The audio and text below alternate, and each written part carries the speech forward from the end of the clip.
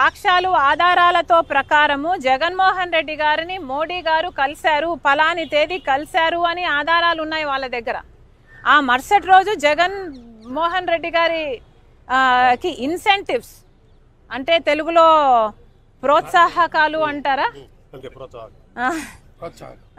అవి కూడా మాట్లాడుకోవడం జరిగింది అని చెప్పారు.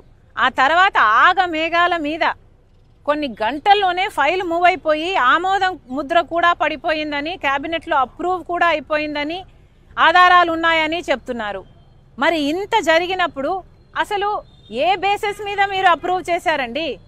పక్క రాష్ట్రం మీద ₹99 పవర్ కొంటుంటే మన రాష్ట్రంలో ₹2.49 మీరు సంతకాలు పెట్టారు అంటే మన రాష్ట్రానికి నష్టం జరుగుతుంది, మన ప్రజలకు నష్టం జరుగుతుంది అని తెలిసినా కూడా మీరు సంతకాలు పెట్టారంటే ఎందుకు పెట్టారు? మీ లంచాల కోసమే పెట్టారు కదా. మరి మీరే నిర్దోషులు అని మీరు అనుకుంటే మీరే ఎంక్వైరీని అడగండి. ఎందుకు జగన్మోహన్ రెడ్డి గారు వచ్చి మాట్లాడడం లేదు? ఏ దాని మీద జగన్మోహన్ రెడ్డి గారు వచ్చి మాట్లాడరు? జగన్మోహన్ రెడ్డి గారు సమాధానం చెప్పాల్సిన అవసరం లేదా? నేనేం తీసుకోలేదు, నా బిడ్డల మీద ప్రమాణం చేస్తున్నాను, నేను ఒక్క పైసా కూడా తీసుకోలేదు అదాని దగ్గర అని ఎందుకు ప్రమాణం చేసి చెప్పడం లేదు జగన్మోహన్ రెడ్డి గారు?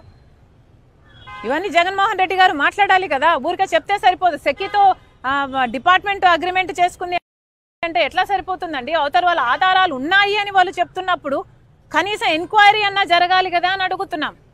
ఈరోజు జగన్మోహన్ రెడ్డి గారు ఎంత కంఫర్టబుల్గా ప్లేస్ అయ్యారో చూడండి. కేవలం ఇది అదాని కాదు, ఇంకొకటి ఎవడైనా ఉండుంటే ఈ పాటికి ఎంక్వైరీ పడిపోయేది, ఈ పాటికి డీలు క్యాన్సిల్ అయిపోయేది, అన్నీ జరిగిపోయాయి. కానీ అదాని బీజేపీ మనిషి కాబట్టి చంద్రబాబు గారు కనీసం పేరు కూడా ఉచ్చరించడం లేదు. అప్పుడు పవన్ కళ్యాణ్ గారు కూడా మాట్లాడారు డీలు జరుగుతున్నప్పుడు ఇది అన్యాయం జరుగుతుంది అని.